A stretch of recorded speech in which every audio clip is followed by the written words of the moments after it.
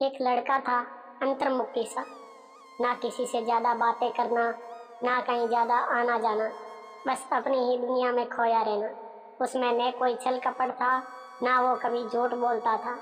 वो जिस कॉलेज में पढ़ता था, वहाँ एक सुंदर लड़की भी पढ़ती थी।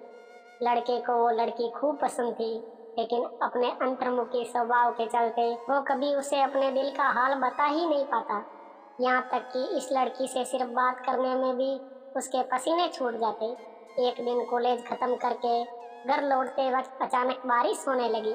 लड़का बारिश से बचने के लिए एक पेड़ के नीचे जाकर खड़ा हो गया।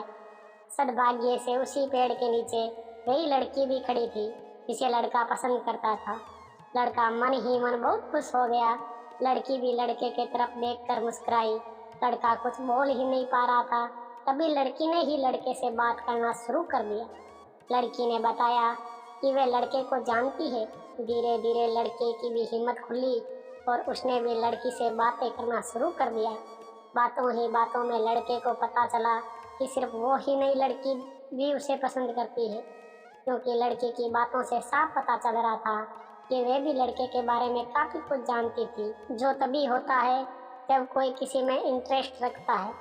बारिश और ज्यादा जोर से होने लगी और पेड़ के पत्तों से पानी की बूंदें उन दोनों पर गिरने लगी। उनसे बचने के लिए वे और पास खड़े हो गए।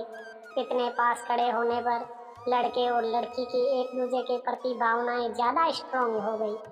लड़के ने जीवन में पहली बार हिम्मत करके लड़की से बोल दिया कि वह उसे पसंद करता है। लड़की खुश हो गई और उसने भी ये बात मानी कि वे भी लड़के को काफी पसंद करती है। इस तरह से दोनों का प्यार उस पेड़ के नीचे एक नई मंजिल को पा गया। अब दोनों में उसी पेड़ के नीचे कई मुलाकातें होने लगी। वे अब एक दूसरे के बिना रह नहीं सकते थे। वे अक्सर किसी न किसी बहाने से उस पेड़ के पास आते और एक दूसरे से मिलते और एक दूसरे से अपने मन की बातें करते। एक दिन ऐसे ही प्यार भरी बातें करते करते लड़की ने लड़के से कहा कि वो अब उसके बिना नहीं रह सकती। उन्हें जल्द ही अब एक हो जाना चाहिए, शादी कर लेनी चाहिए। लड़के ने लड़की से वादा किया कि वह जल्द ही इस बारे में अपने घर वालों से बात करेगा और लड़की को भी अपनी फैमिली से बात करने के लिए कहा। कुछ दिनों बाद जब लड़का और लड़की फिर से उस पेड़ के नीचे मिले, तब लड़की की आंखों में आंसू थे। लड़की को इस तरह रोते हुए देखकर लड़का बहुत दुखी हो गया। उसने लड़की से पूछा कि वे क्यों रो रही है। लड़की ने बताया कि उसने अपने घर वालों से उनकी शादी के लिए बात की तो उसके घर वाले बिल्कुल नहीं माने और उन्होंने ज़बरदस्ती उसकी शादी किसी और से तय कर दी।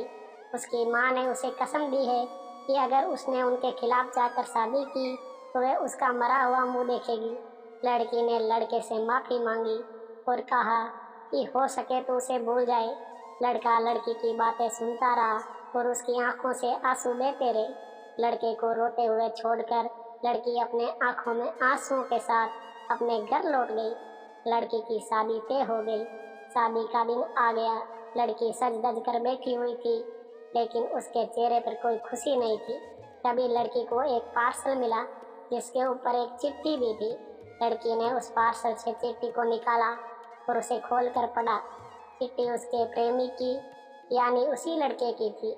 चिट्ठी में लिखा था, तुम शादी कैसे कर सकती हो? तुम अपनी शादीशुदा जीवन में कैसे खुश रह पाओगी जब तुम्हारा दिल तुम्हारे पास है ही नहीं? क्योंकि तुम्हारा दिल तो मेरे पास है। मैं तुम्हारा दिल लौटा रहा हूँ ताकि तुम अपने पति को भविष्य में प्यार कर सको और तुम्हारी शादीशुदा जिंदगी अच्छी चले।